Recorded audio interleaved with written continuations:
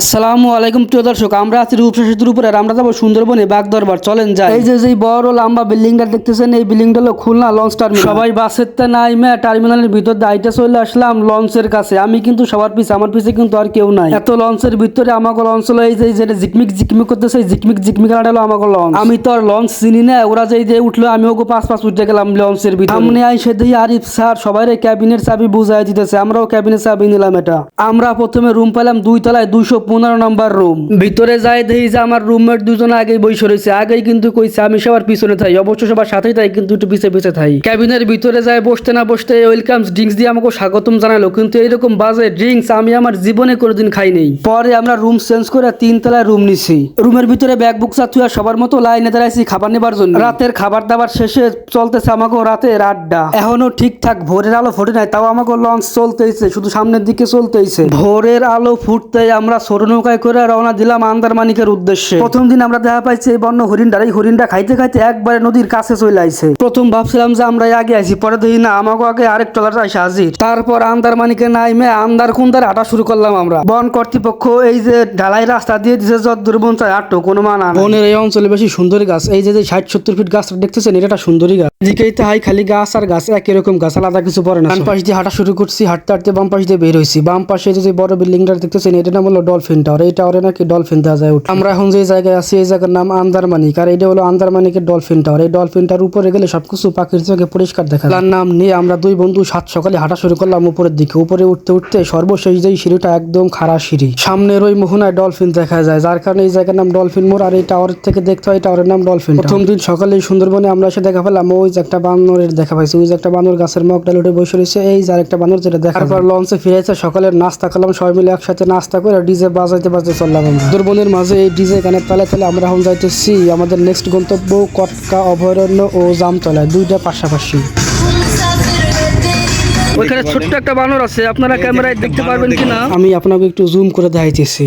এটা হলো কটকা হরিণ অভয়ারণ্য। ওই যে সামনে দেখতেছেন এক জাক হরিণ ছিল, আমাদের সব চলে গেছে, এখন আসছে জায়গায় 2টা হরিণ আছে। কটকা অভয়ারণ্য রাইখে আমরা এখন যাইতেছি জামতলা সি বিচে। ছোট ছোট নদী ভাইয়া চলে আসতেছি আমরা Jamtala sea beach. Jamtala sea বিচের নাইমেই প্রথমে দেখা হলো আমাকে এই মহাশয়ের সাথে। এই মহাশয়রা সুন্দরবন জুড়েই আছে, সারা সুন্দরবনে শুধু এদেরই আপনারা দেখতে পাবেন। উনি তো আমাকে দেখি আমাকে খুব কাছে চলে আসছে খাবারের জন্য, ভাবছে আমরা খাবার দিব। আর ওই যে দূরে দেন গাছের পরে বসে রয়েছে, এক একজন এক এক জায়গায় সুন্দর মতো বসে রয়েছে। এই বান্দরগুলো কিন্তু সবাই খাবারের জন্য অপেক্ষা করতেছে। যে টাওয়ারটা দেখতেছেন, এই টাওয়ারটা হলো জামতলা টাওয়ার। আর এই যে ছোট ছোট গাছগুলো, এই গাছের ভিতরে বাঘ লুকায় থাকে। আমাকে সামনে অনেকগুলো হরিণ আছে, কিন্তু এই গাছের কারণে আর এই ক্যামেরা এটা দেখা যাবে না, যার কারণে দেখাইতে পারলাম। জামতলা সি বিচে যাওয়ার জন্য কটকাতে নাইমে এই পথ বালির পথ বইরে হাঁটা শুরু করতেছি। হাঁটতে হাঁটতে যাইতে হবে 3 কিলোমিটার, কারণ কটকাতে জামতলা প্রায় 3 কিলোমিটার দূর। যে মাঝখানে আমরা খোলা মাঠ দিয়ে হাঁটতেছি, এই মাঠ দিয়ে সকাল বিকাল হরিণ চড়ায় বেড়ায়। আর এই পাশের যে ঘন বন, এই বনের ভিতরে বাঘ লুকায় থাকে, বাঘ এসে হরিণ শিকার করে। ও গার্ড মামা আমাকে কইলে যে মামা আপনারা সবাই কিন্তু দলবদ্ধভাবে আইটেন, কেউ এলোমেলো হইন না। তারপরও আমরা কয়েকজন আলাদা হয়ে গেছি, আমরা আছি সবার পিছে, আমাকে পিছে তেমন আর কেউ নাই। এই আপুদের সামনে বাঘ পড়লে বাঘ মামার খবর আছে।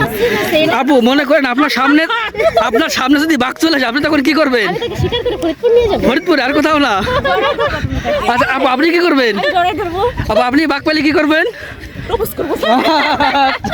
দুই পাশে ঘন জঙ্গল, মাঝখানে বালুর মাঠ। এই বালুর মধ্যে জন্ম নিচ্ছে একটা বড়ই গাছ, যেটা দেখলে মনে হয় একদম মরুভূমির কোনো গাছ। মরুভূমির গাছ যেরকম ঝাপটায় যায়, ঠিক সেরকম ঝাপটায় আছে বড়ই। মেলা খোঁজাখুঁজি করলাম, কিন্তু কোনো বড়ই আমরা পাইলাম না, কোনো বড়ই আমাকে চোখে পড়লো না এই গাছে। এই যে ফলটা দেখতে পাচ্ছেন, এই গাছের ফল দেখেন, এই গাছের ফল দেখেন। আপনারা কেউ যদি চিনতে পারেন অবশ্য কমেন্টে বলবেন। আমরা মাত্র 1.25 কিলোমিটার পথ আইছে এবং 1.75 কিলোমিটার পথ এখনো বাকি আছে। এতখানি খাটার পরে এসে বুঝলাম যে এই বিচের নাম জামতলা সি বিচ কেন। এই জায়গা হলো হাজার হাজার জাম গাছ। এই সুন্দরবনে যেমন সুন্দরী গাছ, এই জায়গা কিন্তু খালি জাম গাছ ছাড়া কিচ্ছু নাই। এই জন্যই মনে হয় এই জায়গার নাম রাখা হয়েছে জামতলা সি বিচ। 3 কিলোমিটার পথ পাই হাইটে অবশেষে আইসে আমরা পৌঁছলাম জামতলা সি বিচে। কিন্তু জামতলা সি বিচে আইসে তো জাতি হতাশ, কারণ এই জায়গা কিচ্ছু নাই দেওয়ার মতো, খালি করা জাম গাছ, এছাড়া আর কিছু নাই। তাও যদি জামের মৌসুমে আসতাম তাও মন রে বুঝতে পারতাম, কিন্তু এই জায়গা আসার পরে বুঝলাম যে আসলে জায়গা কিছু নাই। আইসে প্রজেক্টটাই লস, পুরোটাই লসের পর আছে জামতলা সি বিচে আইসে। এই জামতলা সি বিচে কিন্তু কোনো বালি নাই। এই জামতলা সি বিচে যত দূর আপনার চোখ যাবে তত দূর শুধু আপনি কাদা দেখতে পারবেন। এই যে এইগুলো মাটি, এটি কিন্তু বালি মাটি, এটা কিন্তু কাদা মাটি। 3 কিলোমিটার এক বড়ই খেয়ে আমার সারাদিনের ক্লান্তি দূর হয়ে গেছে। মানে এই যে যেই কটকা বিচ থেকে জামতলা সি বিচ আসছে 3 কিলোমিটার, মানে আপ ডাউন 6 কিলোমিটার, আপনার এক বড়ইতে এই ক্লান্তি দূর হয়ে গেছে। মানে এত সুস্বাদু এই সুন্দরবনের বড়ই।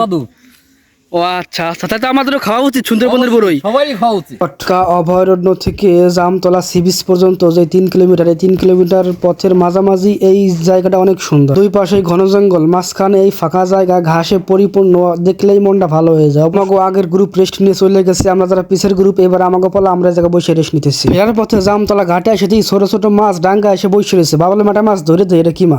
আমার শব্দ পেয়ে সব ফালা চলে গেল পানিতে। এরপর উপরে যা আছে দুই ব্যাং ফেল, 2-3 ফালে চলে যায় পানিতে নাই। এটার ভিতরে যেহেতু নামছি, যতই ফালাক মাছ না ধরি কার উঠবে। এর ভিতরে আমার এই ফালা ফালে দেখি আমার বন্ধু আস্তে আস্তে মরে যাইতেছে।